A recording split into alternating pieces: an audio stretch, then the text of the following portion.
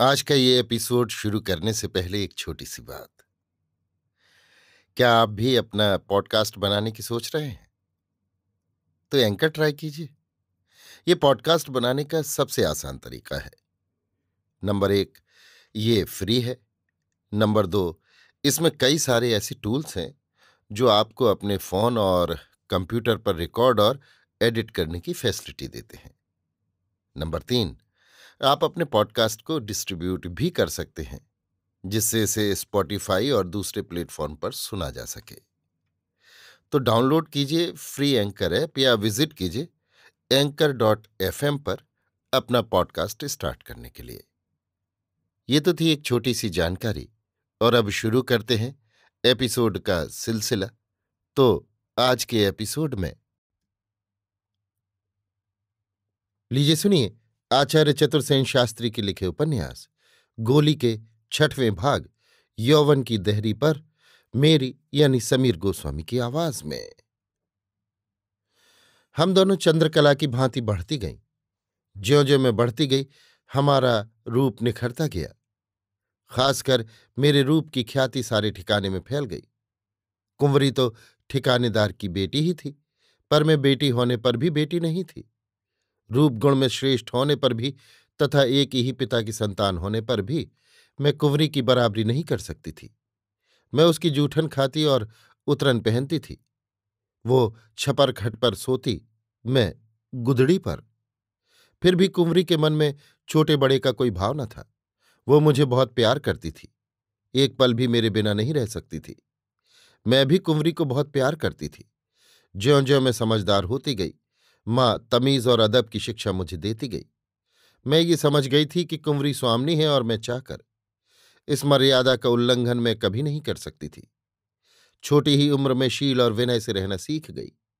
कुंवरी को मैं बाईजी राज कहकर पुकारती और कुंवरी मेरा नाम लेकर चंपा कहकर। कभी एक बार भी मैंने उसे उसके नाम से चंद्रवदन कुंवरी कहकर नहीं पुकारा। हम दोनों खूब हंसी चुहल करती, बाग में झूला झूलती, गीत गाती।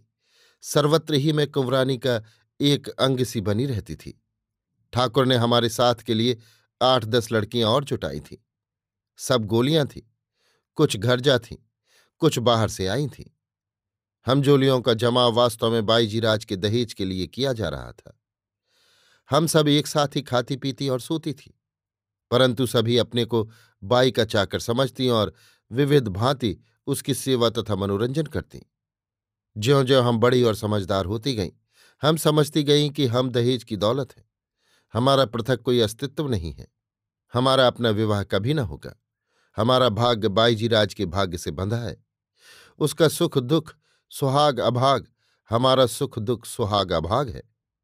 कुंवरी ठाकुर को बापू कहती थी, पर मैं बापू नहीं कह सकती थी। मैं उन्हें दाता कहती थी। ये मुझे सिखाया गया था। मेरी माँ मुंह पर उन्हें सरकार अन्नदाता कहती और पीछे जब उनकी चर्चा होती तब घड़ी कहती थी। ठाकुर बहुधा गोद में बैठाकर मुझे प्यार करते थे। मेरी भोली भाली बातों से वो बहुत खुश होते थे।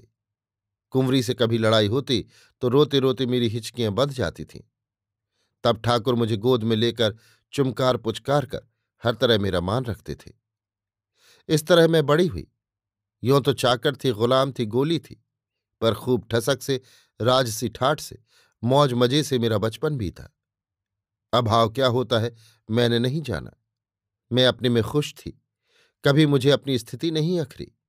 अपनी गुलामी मुझे चुभी नहीं। यहां तक कि जब कुंवरी के ब्याह में सब गोलियों के साथ मुझे भी दहेज में दे दिया गया और समूचे जीवन पर गुलामी की मुहर लग गई, तब भी मुझे कुछ बुरा न लगा। डोली में बैठती बार कुंवरानी जैसी हौस मुझे भी थी। मैंने कभी ये अनुभव नहीं किया था कि विवाह मेरा नहीं कुंवरानी का हुआ है। यद्यपि मैं अब यौवन की देहरी पर खड़ी थी।